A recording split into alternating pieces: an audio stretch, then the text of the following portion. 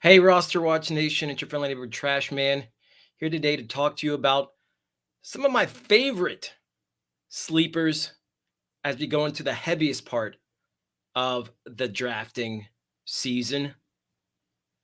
So I'll go ahead and get started. First off with quarterback, I have Sam Howell of the Commanders. You know, Howell has been crowned the starter in Washington.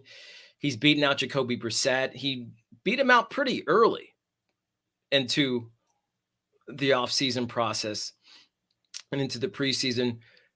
Brissett, who is actually a pretty efficient quarterback in his own right, he made few errors in his 11 starts for the Browns in 22. He actually was ninth in interception rate, 1.6 among qualified quarterbacks last season. Howell, as it stands, was actually my favorite quarterback from the 2022 Senior Bowl.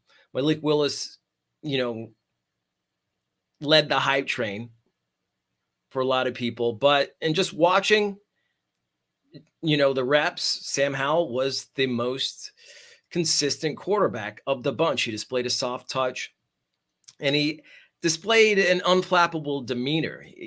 The pressure didn't seem to get to him.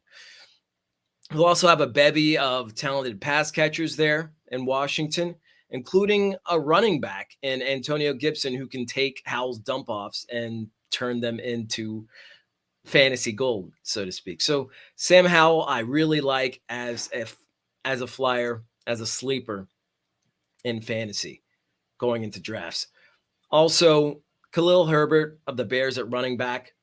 I know we love Juwan Johnson. You've heard us singing his praises ad nauseum, but the Bears feel like they have a solid back in Herbert, and they're not wrong. Herbert is extremely efficient with his touches. He averaged 6.2 yards per carry when he was healthy in 2022. And David Montgomery wasn't mucking up the works. Johnson will probably eventually eat into Herbert's touches. He's a good pass blocker. He can do everything pretty well. But Herbert's still going to get action as long as he's healthy. Herbert played well ahead of D'Onta Foreman this preseason, so I don't see Foreman as a real contender for the number one spot. And the offense overall has improved, if you notice their play in the preseason. So Herbert's ceiling is as high as really I think it's ever going to get for him in his career. I like him as a sleeper at running back. At wide receiver, this is no surprise if you've been listening to anything I've said over the past several weeks, months. It's Tank Dell of the Texans. I've been singing his praises since the Senior Bowl. He had a lackluster 40 time. Well, considering his size, it was like a 4.49 40, but considering he's a shade over 165 pounds, he needs to be fast. But he plays fast, faster than most players on the field. And just watching the joint practices with the Dolphins, he couldn't be covered. He just gets in and out of his cuts so efficiently, so cleanly. His technical ability is something to behold.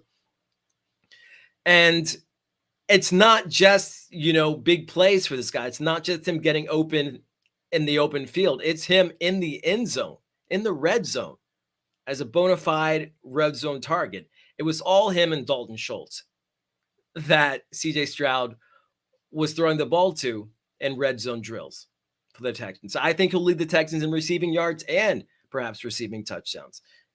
Believe the hype on Tank Dell and draft him where you can, which is pretty much in most leagues pretty late right now.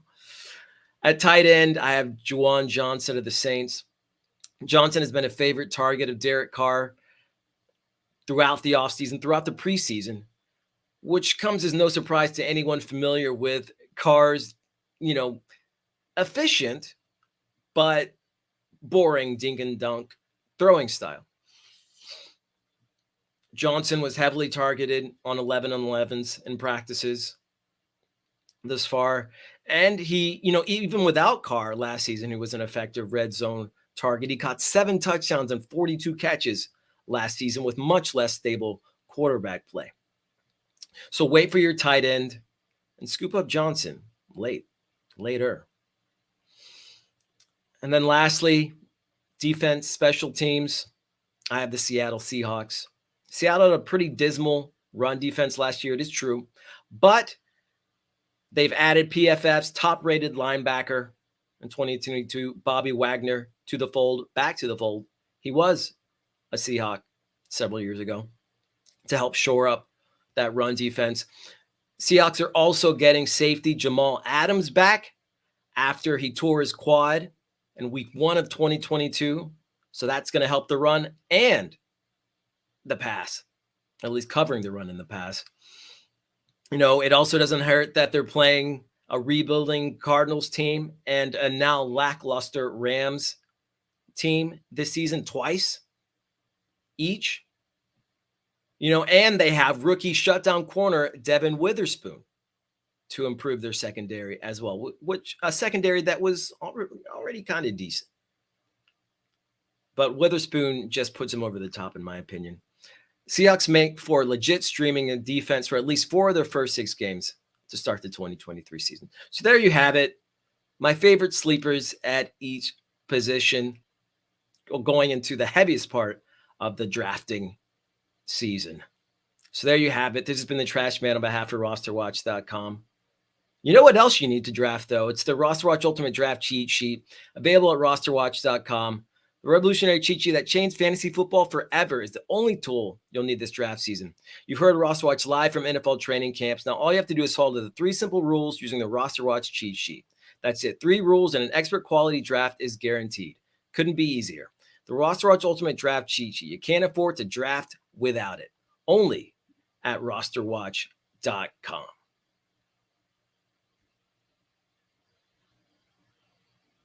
So there you have it. This has been the Trashman on behalf of RosterWatch.com. Until next time, be ready.